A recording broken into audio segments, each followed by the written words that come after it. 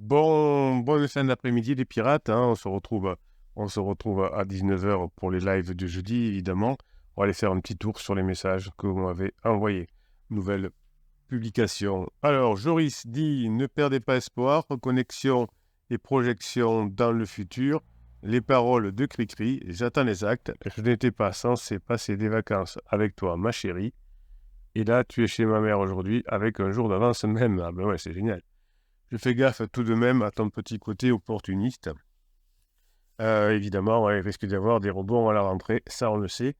Pansement n'est plus, sûrement les vacances, rebond à la rentrée, point d'interrogation. Ah, vous voyez que Joris est un bon pirate qui déjà se méfie, car il sait qu'il peut y avoir des rebonds. J'ai la meilleure communication avec toi depuis des années. Tu me parles d'acheter une maison, pas loin de chez ta belle-maman. L'envie du moment, mais je t'écoute. Oui, évidemment, si vous avez travaillé sur vous, Joris, vous êtes dans la meilleure version de vous-même depuis des années et de la meilleure communication. Tu me demandes des services, tu me charries, tu me cherches et tu me trouves. Tu portes mon parfum, ma montre, tu me montres tes achats et tu demandes mon avis. Au fond, n'est-ce pas ça la définition d'un couple? Ben oui, de l'aventure, de l'inconnu, de la sécurité, de l'attention. Voilà, vous voyez que Joris, il a tout compris, il avance et il la bombe à 9 mois. Bon, mais c'est génial. Et je vais mettre un petit message.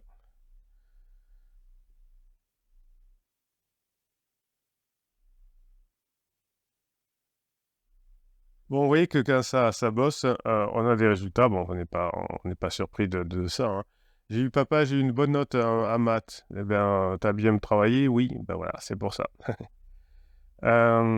Toc, toc, toc, toc. Alix nous dit ce que nous sommes capables de faire, nous sommes aussi capables de ne pas le faire.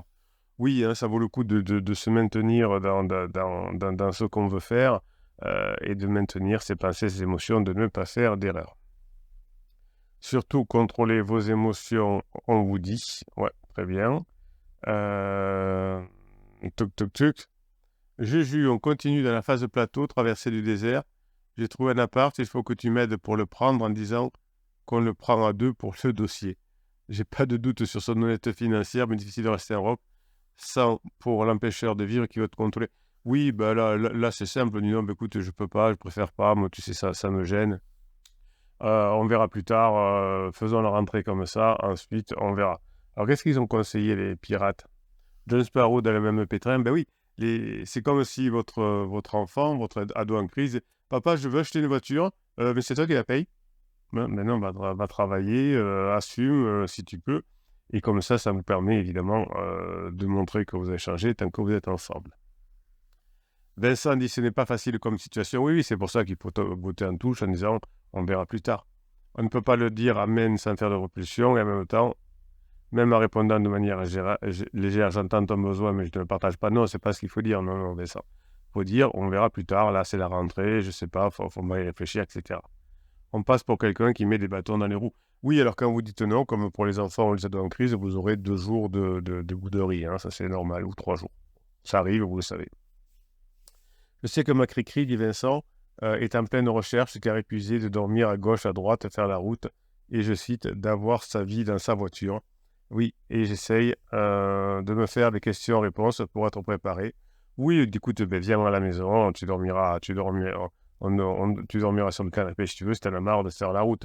Mais faites une autre proposition. C'est plutôt à elle de dire non. Voilà.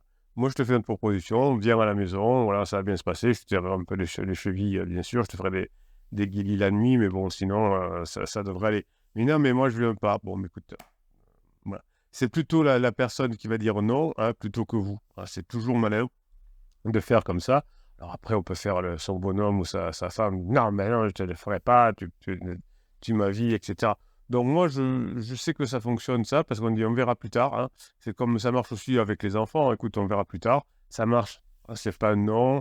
Donc la personne se tient à carreau pour que ce soit oui plus tard. Et ça marche bien. Moi, c'est pour qu'elle puisse quitter pansement. C'est intéressant quand même, mais ça vaut pas le prix d'une maison. Non, non, au contraire, elle dit, écoute, viens à la maison quelque temps, après on verra. La mienne a la même, j'ai dû porter caution, vive la liberté. Voilà, c'est ça, il faut pas le faire non plus, parce que je sais pas, c'est comme je dis, c'est comme si on a un mouton, et que le mouton, il a un couteau dans la patte, je dis n'importe quoi, et que le boucher, tu peux me prêter ton couteau, c'est pour te mettre un coup derrière la tête. Ah oui, d'accord, parce que sinon tu vas te fâcher, tu vas bouder si je ne veux pas mon couteau. Non, non. Donc effectivement, les personnes qui partent en crise s'aperçoivent rapidement que c'est impossible de partir comme ça, c'est-à-dire qu'on se fait un monde, le pansement c'est génial, je serai libre, etc. Et non, c'est la gifle de réalité. Mais nous, on est sympa. On dit, écoute, si tu veux un petit coin, un petit coin de strapontin, moi, je viens t'héberger quelque temps. Voilà, c'est plutôt ça ce qu'il faut faire. Friedrich. Aujourd'hui, reprise du boulot, plus de colère et pas trop de rumination. De retour chez moi, je vois que les travaux n'ont pas été encore finis. Du coup, c'est camping dans le garage. Heureusement que j'ai fait la formation, tout peut arriver, c'est pas grave. Alors, je sais pas ce que c'était cette histoire de travaux. Je prends tout avec légèreté, bonne humeur. Mais voilà, c'est comme ça que vous allez pouvoir passer la phase 3 du couple et arriver en phase 4. Je suis détendu, je suis en pleine forme. J'ai hâte de prendre le temps de refaire des balades aux alentours et me poser au bord de la rivière tranquille après le boulot, avec une petite formation dans les oreilles. Ben ça, c'est très bien. Grinta et patience, les amis. Travaillons sur nous. Hein, ouais, ça, c'est génial. Alors, on va mettre un petit message aussi. Voilà. Super, ça vous intéresse un petit apéro, même un resto, histoire d'échanger ensemble. Alors apparemment, Frédéric a dit qu'il était du département de l'Ain, pardon, et donc il demande s'il y a des personnes pour prendre l'apéro. Il y a 3 pirates qui ont dit oui, hein, on pourrait prendre l'apéro ensemble. Vous avez des pirates dans à peu près tous les départements. Souvent, les pirates font des soirées pirates aussi, on va à ce niveau. Alors moi, je ne gère pas du tout ça. Hein, c'est votre intimité. En tout cas, je vous suis reconnaissant de m'envoyer quand même des photos de groupes de pirates quand vous prenez l'apéro, mais vous organisez vos trucs, hein, vous faites ça tout seul, vous êtes grand et vous y arrivez, hein, parce que sinon, on peut, comment dirais-je, on peut boiter. Évidemment, on peut améliorer sa relation personnelle avec son conjoint. Moi, j'aime bien l'adage de la navigation, le bateau tangue tant que le bateau n'avance pas vite. Le bateau tangue tant que le bateau n'avance pas vite. Donc, tant que vous n'êtes pas prêt à vous former sérieusement, à mettre en application sérieusement ce que vous apprenez, le bateau va tanguer, hein, c'est sûr. Donc, vous allez effectivement comprendre que votre conjoint pourrait se séparer, voudrait se séparer parce qu'il n'a pas les besoins pour l'instant qui sont nourris chez lui. Évidemment, il voudrait faire le deuil de la relation passée. Faites-vous une liste des raisons qui conduiraient votre conjoint à vouloir se séparer. Hein. Essayez d'être le plus objectif possible. Qu'est-ce que vous avez fait? Qu'est-ce que vous n'avez pas fait? Pourquoi vous n'auriez pas dû faire ça?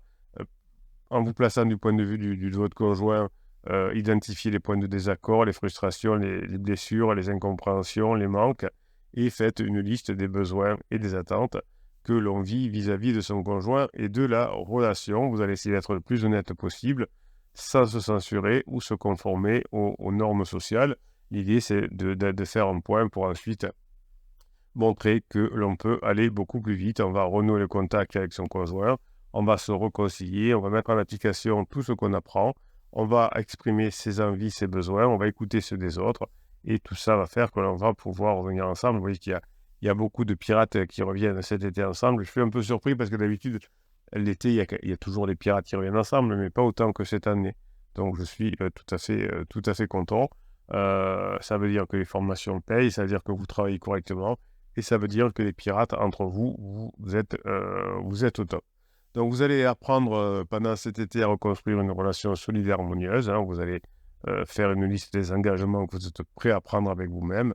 Respectez-vous, c'est-à-dire que quand vous décidez de ne plus commettre d'interdits, respectez-vous quand vous décidez de maîtriser vos pensées et vos émotions. Donc vous décidez de maîtriser vos pensées et vos émotions, mais faites-le. Voilà, on ne négocie pas avec son cerveau. Faire une déclaration d'amour, c'est avant de la faire à votre conjoint, c'est à vous-même. Je veux faire ça.